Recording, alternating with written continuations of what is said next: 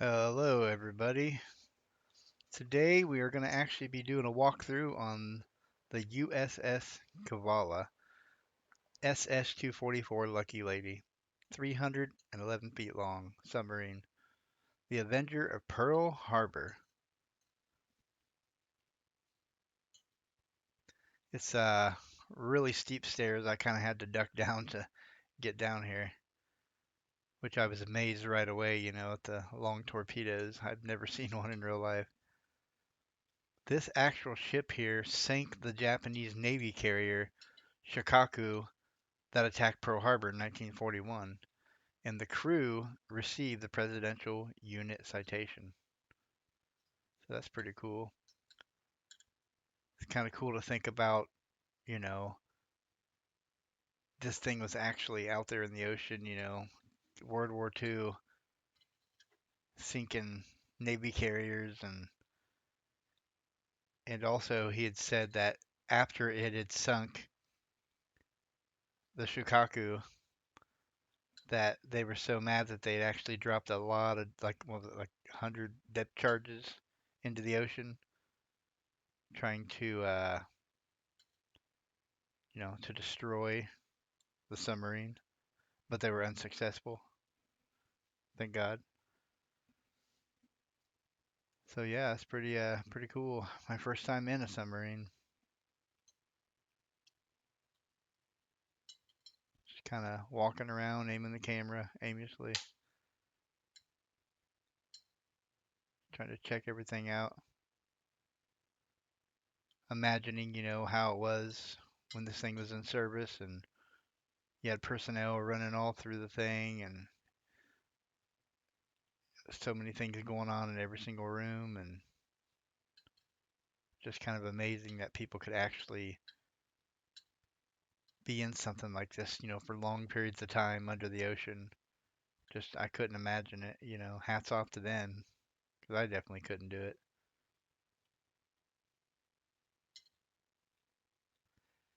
But surprisingly, it was air conditioned in here. He said it was air conditioned when it was in service, not to make the personnel comfortable, but to keep everything cool in there because everything got so hot. So, thought that was pretty cool. It's really small openings to try to go into, especially when you get old. But I'm sure they went through them pretty quick back then. I'm thinking that must be maybe like a small kitchen or something, somewhere to prepare food.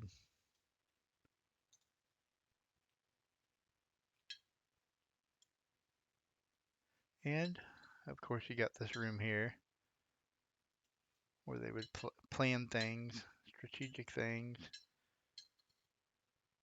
and eat also, which you'll see in a second. It'll actually zoom up to the actual little thing telling about what it is. But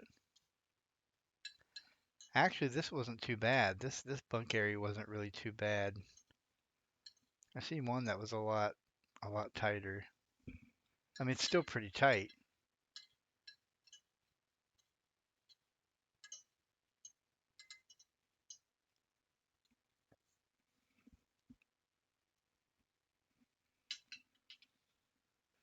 Yep, there it is. Officers' Wardroom. You'll have to pause that if you want to actually see what it says.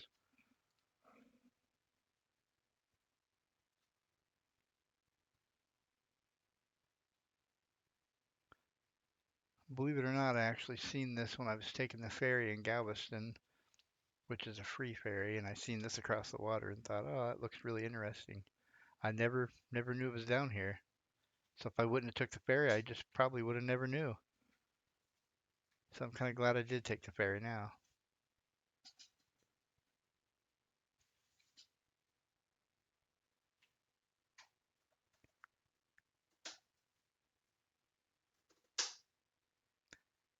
You think about how short them beds are. The guy had said they were a lot shorter back then, but you think, man, trying to lay in a bed like that and stretch out if you're over 6 foot, you know. This one here wasn't too bad, you know, if you were the lucky person to get the bed there that's single on the end or on the side, then you were pretty lucky. And at first I just thought it was two beds on the left, but I didn't realize there's actually a third bed all the way down on the floor, which I kind of noticed in a second. I'll actually pan the camera over that way. See what I mean? Way down there. Somebody had to crawl down through that.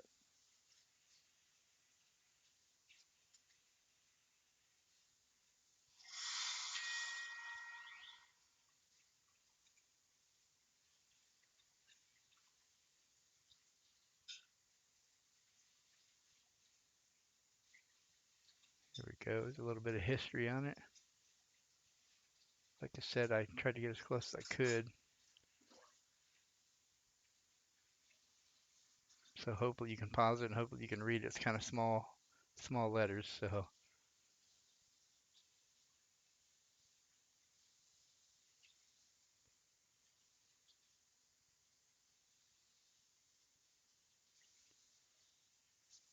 I know there's a lot more tours. There's a lot more videos of this thing out there that are a lot better, but this is, like I said, just a walkthrough.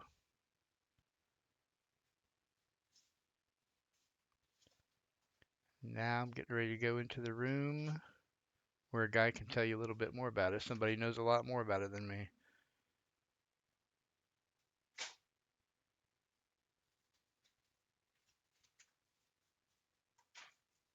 The Gato class submarine was the very first one that was air conditioned. How it was built. However, it wasn't air conditioned to make it more comfortable for the crew. It was air conditioned for the equipment and sonar and radar and all of that.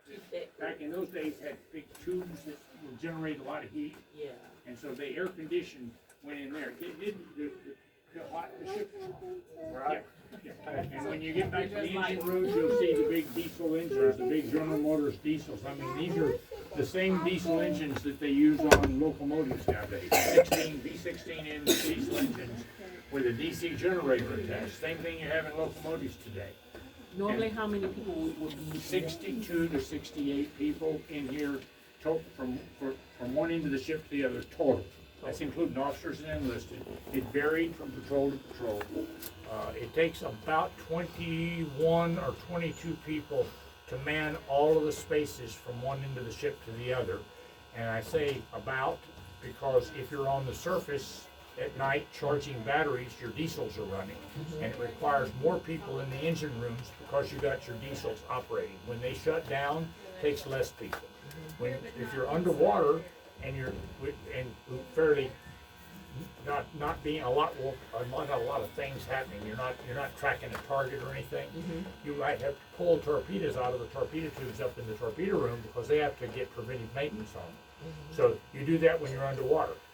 And so you may have, and normally you'd have one person in the torpedo room on watch with nothing going on. And if you went to battle stations, it went from 1 to 15. Because I've got to be able to fire the torpedo tubes. Okay? I've got to be able to put load torpedoes in behind the torpedoes that were just fired. And that working party, to keep people that come in and do that, is not just something you grab somebody and say, grab a rope. You have to tell them and teach them what they've got to do to load torpedoes into the tubes. Sorry. Hi, ladies. Hello. How long were you guys underwater at any given time, the longest?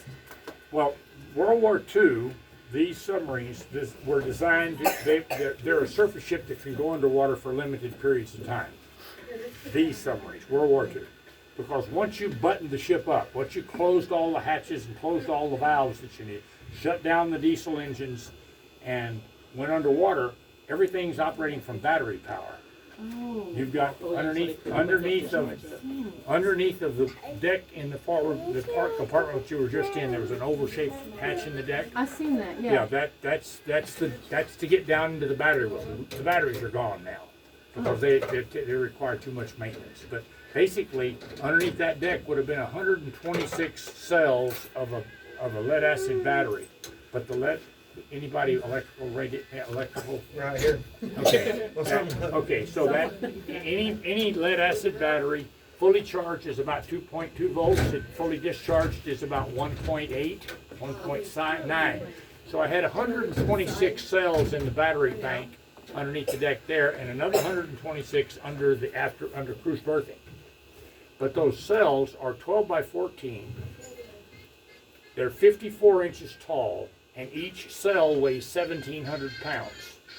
So I've got 126 cells there, 126 cells. If you run the math, 2 volts, 2.2 volts times 126 is about 480 volts is the output, but the amperage with both battery banks fully charged is about 15,000 amps of storage. And that's what operates the ship when you're underwater. Everything is operated by off batteries. So how does it work? Well, I take power out of the batteries and I make AC power by having a DC motor drive an AC generator. So I make AC power, and I take the power that generator makes and reduce it from 450 volts down to 220 volts with transformers, and then down to 110 volts with transformers. And so that takes care of all the hotel loads. The 220 is for the fans to move air around the ship, to operate the stills. You have 2 vapor compression stills that you boil salt water with. Make sure it's on there. There's a door, so you can put it back up. Okay. They turned the music off, and I'm so happy that the music is turned off. I'm so tired of listening to that. It's the same music every day. Need to get No. you a playlist, huh? So we'll make them a playlist. Well, it's all World War II time. Oh, yeah. Yeah, well, yeah. Jimmy Darcy band. Yeah, okay.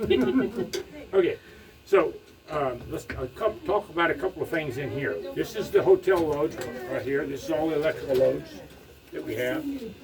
From right here further aft is air valves and such, because almost everything on a submarine has a backup system. So why do we need air? Well, if we don't have any power to run a pump because the batteries are getting depleted, we can put air in top of one tank, open the vent on another tank, open the right valves, and blow water from one tank to another. And that means I don't use the electricity that the pump needs. Right. Because the thing that, first, when you go underwater during the day when you're on patrol. This is World War II now. Mm-hmm. Because if you're within 250 miles of a Japanese-held territory in the Pacific, they can get an airplane to you. And if you have an airplane coming in, if you're surfaced during the day, an airplane could come out of the sun and drop a bomb on you before you submerge. Because it isn't an instant. You can't go from on the surface to underwater in an instant. It takes actually about 30 seconds. Well, a plane moving 200 miles an hour in 30 seconds, you can be on your rear end and drop a bomb on you before you can do anything. So they basically, it takes about 30 seconds to get underwater from the surface. Okay, so you basically submerge during the day, stay underwater and patrol, listening, raising. You have a radar mast that you can raise up and let the radar work, and that's how they picked up the Shikaku with radar. A Japanese aircraft carrier that they sank, first patrol. They picked it up with radar, said it's a large contact. Well, it turned out it was an aircraft carrier, which is large, but it also had a light cruiser and 2 destroyers protecting it. And after they fired the 6 torpedoes at the Shikaku and hit it, the Cavalla took over 100 depth charges that were dropped on her trying to sink her for sinking their. It took their aircraft carrier almost 2.5 hours to sink. But once it was hit, and in the condition they were, with aviation gas being pumped up to refuel planes and bombs to rearm planes.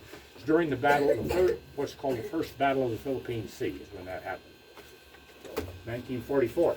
Okay, so the next space aft is cruise mess and cruise berthing. And we'll go into cruise mess and cruise berthing. Go ahead. Sure. How are you doing, sir? Pretty good. How about you? I'm fine. Just enjoying it. Where First y'all time. from? Well, I'm from Houston. From Houston. Yeah. Well, originally from Indiana, but Yeah. yeah, I live From in Houston now. Good for glad Yeah. you're here. I seen it when I was taking the ferry over there for free, and I said, I want to go over there and stop. I've never been in a submarine, so. I'm amazed at how many people that live in, in Houston from 1948 until 1969, there was a submarine somewhere in Houston. Really? Yeah. They used it to train reservists from World War II. Submarine Wow. reservists. I didn't know that. Most people don't. I didn't know this was down here. This submarine was the last submarine that was used to train reservists in '69 when they did away with the program Really? because it made sense to do so. Where'd that go? That's the pump room. Pump room? Doesn't go anywhere. It's just the pump room. It's got Just the pump air room. pumps down there and a couple All right. air compressor. Cool. Looks good. It's pretty interesting listening to stories and history, you know. Well, that's one of the reasons that we're here. The docents are here, is to talk to people about the history that this represents. I mean, I talked to the destroyer escort over there Yeah. was built in Houston. Really? Yeah. I didn't know that. The Most president's people escort? don't. Yeah.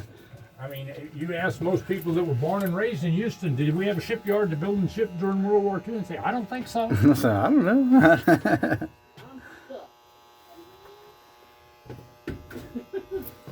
Okay, the next one I got to watch you go through at a dead run, though. This is the radio room. At a dead run. Yeah, okay. It's little. All right. Okay, you notice this is the galley where the meals for 67 people is cooked. And They that's a serve. small They serve. kitchen. That's, yeah, galley. I call it the galley in the Navy, and that's where the meals are cooked. And they serve meals every 4 hours. Wow. Some kind of meal gets served every 4 hours. This old mixer. They won't watch. They stand watch for 4 hours and they're off for 8. Which I ate a lot of beans. A lot of beans, a lot of potatoes, mystery meat that you open boxes up and you hope you got beef and not pork or whatever. You know, you never know. And but the submarines ate really well. Submarines did because they and particularly when this boat was during 4 of her patrols, she was out of Australia. And there you could get meat that just had been slaughtered, and they fillet them. I've seen them bring meat on board and have to fillet it out on the table sure, and then put it down in the freezers to freeze. I mean, but that in Australia you got meat that had just been boxed and frozen, and whereas you get meat in Hawaii, it came over on a ship from somewhere in the United States, and it may have been frozen for 6 months to a year. You don't know how long it's been frozen. Yeah. You didn't hope for the best. Nowhere near as good as something they ate there. But you could feed 24 people right here. 6 per table. You learn to eat without putting your elbows out. Right. And it takes about 21 people to man the ship from one end to the other under normal circumstances. Now, when you go to battle stations, everybody's up. And that's all 61 or 62 or 67 or whatever the number is. And the reason I say whatever is because the number varied from patrol to patrol. Sometimes it was 67, depending on where the boat was going and what they were assigned to do. I couldn't imagine being down here when all the depth charges were going on. I went through a explosion testing on one, and it was not any fun at all. It's just scary. Loud. Oh yeah. Couldn't imagine. Oh, okay. Okay. So underneath us would be the batteries, or the after battery. Yep.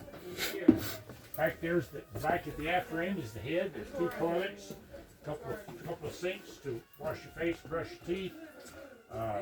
As I've told people, when I was on diesel submarines, which is only for one submarine, the showers we always had when we got underway, the showers had potatoes hanging on.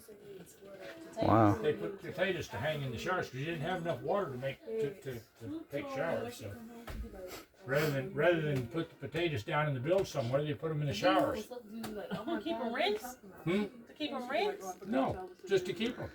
Well, potatoes will last a long time if they're put them in a gunny sack. Put them in a gunny sack, and the air blowing around them, as long as they'll last a pretty good length of time.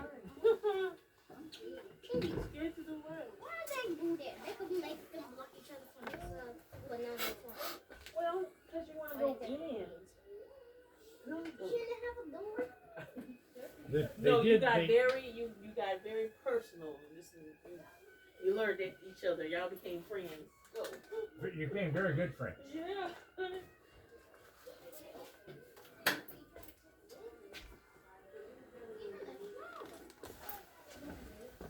Well, when you get to middle school, Billy, you Wow, that's tiny. Hmm? That's tiny.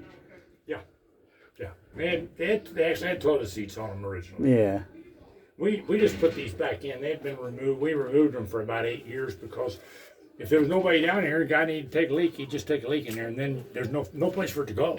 Oh, So then yeah. somebody had to come in here and clean up after him. So Yeah, that's crazy. Wow. this is the forward engine room. They took one of the engines out after There's a shower. so there would have been another engine just like this. This is the diesel engine. It's a General Motors Winton diesel V16.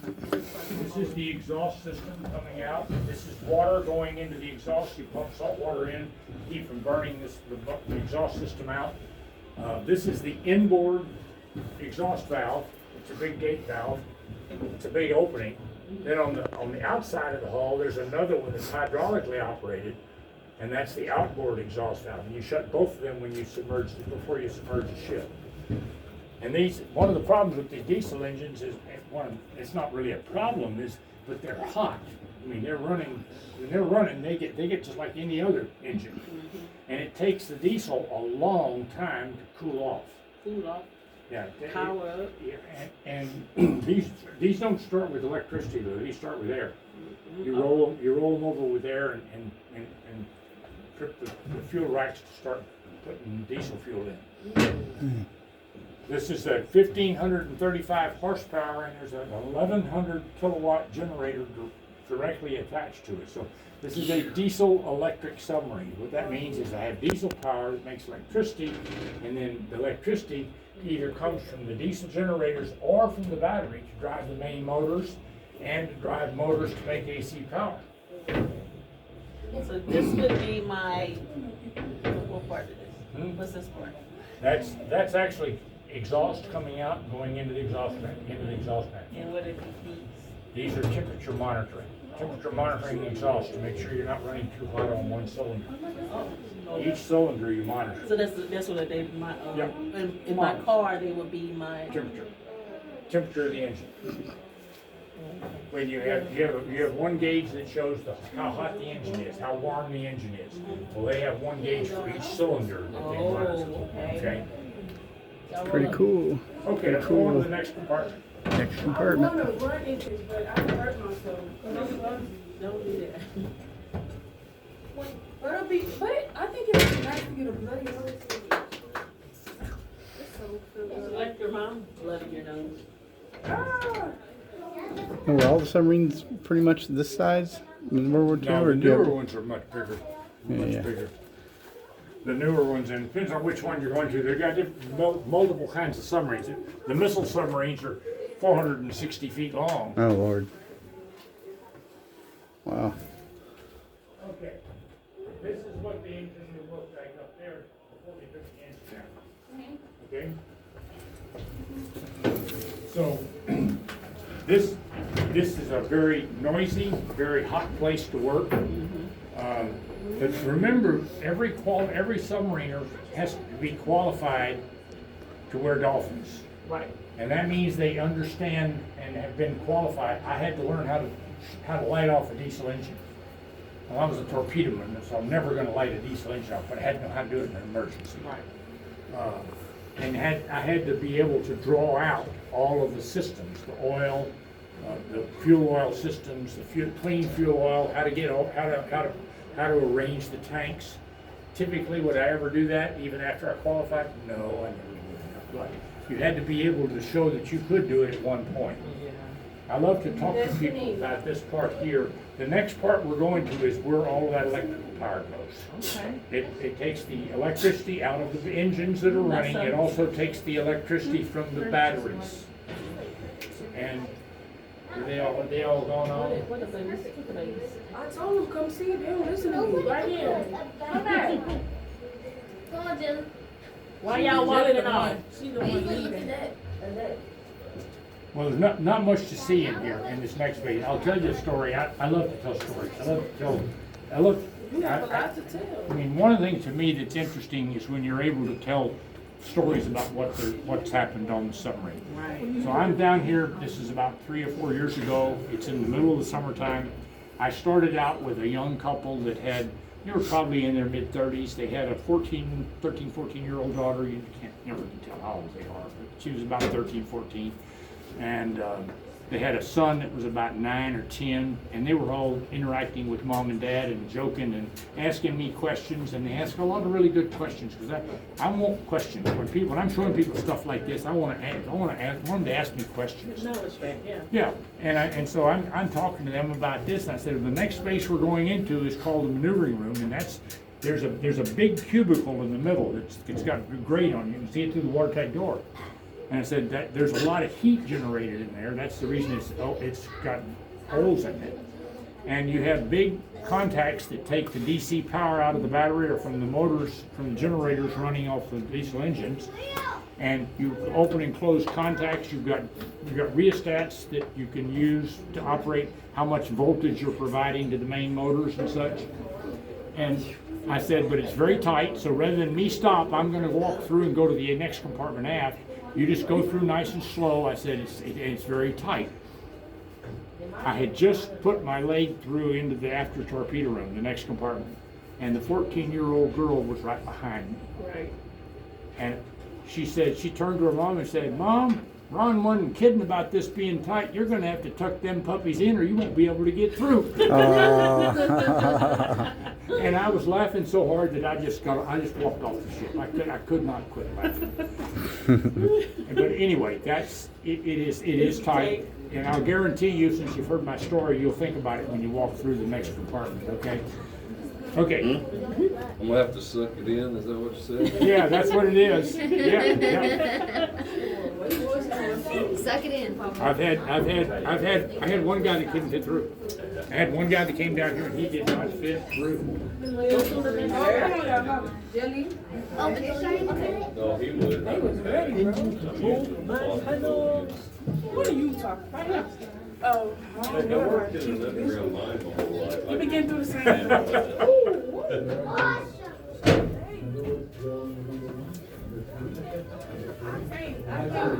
Oh, it's tight.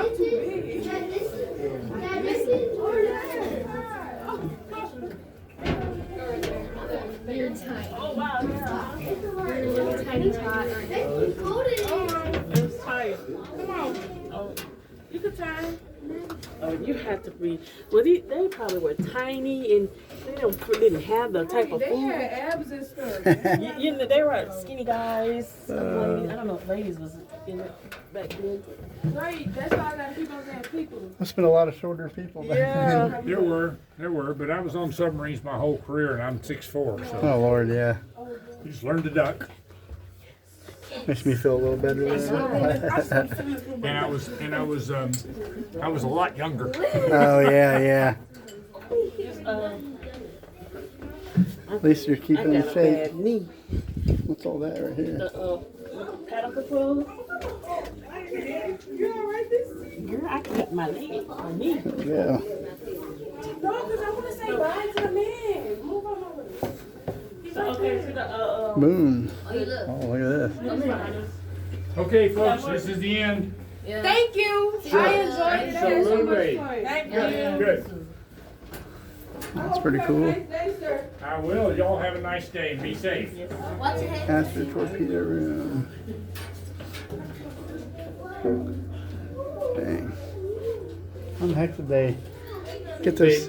You see this strong back here? Yeah. There's another one here and another one back there. Okay. So I put them across. These would have been bare metal, not painted. Okay. And basically we just grab a hold of this and slide it. There's the original strong backs. Yeah. Racks had holes in them, so when they lined up with the tube, there's been a hole here.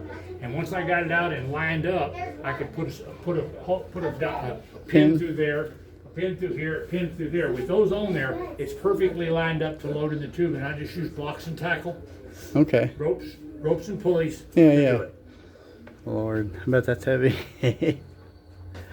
How long does it take to get it in there once you start Well, it pushing it? doesn't take long once it's moving, but normally you'd never see stuff just sitting here like this on a submarine because it has straps on the torpedo. Oh, And yeah, it yeah. takes about, for each tube, it takes about 12 minutes to reload manually. Okay. Today's submarines now have hydraulics, and literally the guy that's in charge of the torpedo tube, he pushes a button and the torpedo moves. The torpedo that he selected moves out, unlatches, hydraulic attached to the back of it, and push it in the tube. So these are all air. A lot easier Is than. it all air? No, this is all manual here. Manual. But fire, the ejection of the torpedo is air. Air. You dump air into the aft end, and you have two valves. One that opens real fast and lets your ejection air in, and that ejection air is depending on how deep you are. And that if you're 50 feet down, then you know to put X number of pounds in based on the torpedoes that you're firing, the weight of the torpedo. And you dump that air in almost instantly, a fairly large poppet valve that opens.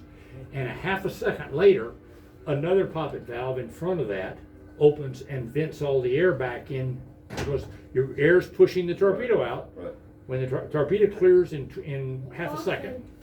So your poppet valve opens just before a half a second, and now that vents the air that's been used back into the space through a muffler. Reusable. And it comes back into here, and that also keeps you from putting a great big air bubble out the tube. Makes sense. Yeah. Makes a lot of sense. Pretty cool. Okay. Interesting. You're a pretty tall guy to be working in one of these. I learned to duck. That's I what was I on, did my whole life. I was duck on, too. I was on submarines for my whole career. So for 30 years, I was on submarines, Yeah. submarine support. You miss being out there? You miss being out there? No. Not anymore. Not anymore. Sure.